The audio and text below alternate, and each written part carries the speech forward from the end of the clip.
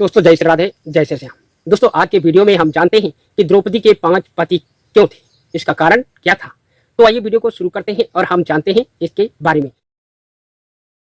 सबसे पहले आइए जान लेते हैं कि द्रौपदी का जन्म क्यों हुआ और द्रौपदी का जन्म कैसे हुआ। दोस्तों राजा द्रुपद के कोई संतान नहीं थी, जिसकी वजह से राजा काफी परेशान रहते थे। उन्होंने हर प्रकार का यत्न किया परंतु उनके कोई संतान नहीं हुई। जब उनके कोई संतान नहीं हुई तो काफी निराश हो गए और उन्होंने ऋषि मुनियों से सलाह मशवरा किया।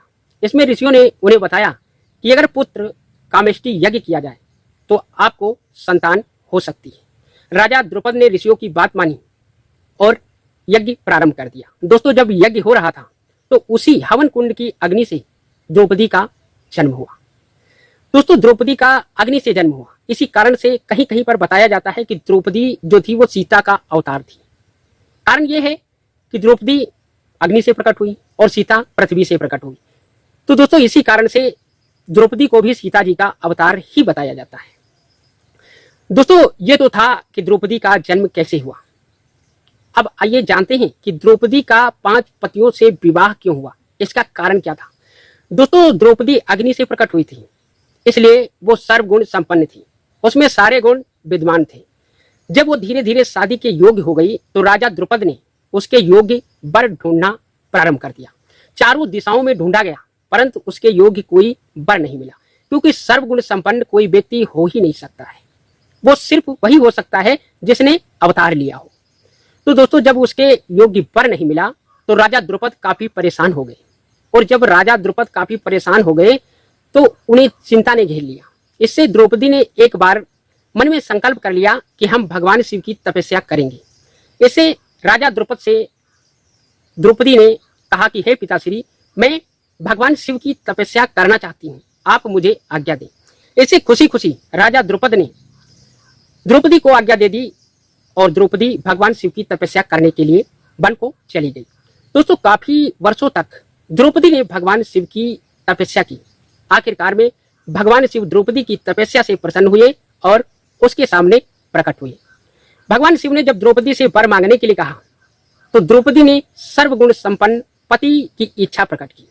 इससे भगवान शिव ने कहा कि पुत्री, ऐसा संभव नहीं हो सकता है, क्योंकि इस संसार के किसी भी मानव में सारे गुण नहीं हो सकते। परंतु द्रौपदी अपनी जिद पर अड़ी रही। उसने कहा मुझे यही वर चाहिए, मुझे सर्वगुण संपन्न पति चाहिए। तो इससे भगवान शिव ने कहा फिर तो आपको एक नहीं 5 पतियों से विवाह करना पड़ेगा, तभी आपको सर्वगुण संपन्न पति मिल सकते हैं। भगवान शिव ने ऐसा वरदान दिया तो द्रौपदी ने कहा कि हे नाथ, हम 5 पतियों के साथ कैसे जीवन यापन कर सकूंगी। तो भगवान शिव ने आशीर्वाद दिया कि तुम हमेशा कौमार अवस्था में ही रहोगी। मैं तुम्हें यह आशीर्वाद देता हूं कि तुम्हारा कौमारपन कभी भी कम नहीं पड़ेगा, तुम हर वक्त कौमारी ही रहोगी। दोस्तों कौमारी का मतलब 5 कन्याएं होती हैं। 5 कन्याओं का मतलब होता है कि वो जब चाहें, जिस वक्त चाहें वो कुंवारी हो सकती हैं। 5 कन्याएं थी 5। कौन कौन सी? द्रौपदी, तारा, अहिल्या, कुंती और मंदोदरी। इन 5 कन्याओं को यह कौमारी का वरदान प्राप्त था। ये जब चाहे तब अपने आप को कुंवारी बना सकती थी। दोस्तों यही था कौमार अवस्था का वरदान भगवान शिव ने दिया था। दोस्तों इसी वजह से द्रौपदी का विवाह 5 पांडवों के साथ हुआ। इन 5 भाइयों में सर्वगुण संपन्न थे 5 भाई। इसी भगवान शिव के उसी वरदान के कारण द्रौपदी को 5 व्यक्तियों से विवाह करना पड़ा। दोस्तों अब बहुत सारे लोगों के मन में ये शंका उत्पन्न होती है कि 5 पतियों के साथ द्रौपदी रहती कैसे थी।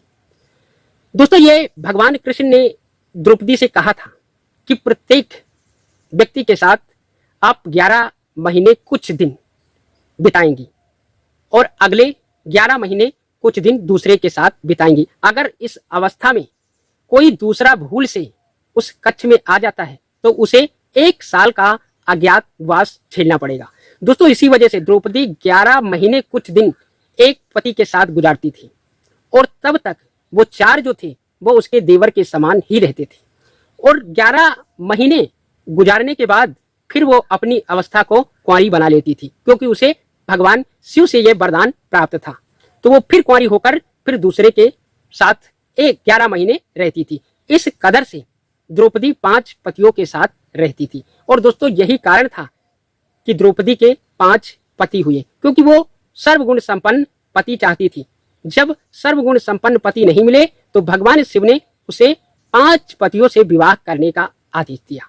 इस 5 भाई सर्वगुण संपन्न थे। तो दोस्तों ये था आज का वीडियो, जिस वीडियो में हमने जाना कि द्रौपदी के 5 पति क्यों थे। अगर वीडियो पसंद आई तो वीडियो को लाइक करना, हमारे चैनल को सब्सक्राइब कर लेना, ताकि हमारी आपकी मुलाकात रोजाना यूं ही होती रहे। दोस्तों जय श्री राधे, जय श्री श्याम।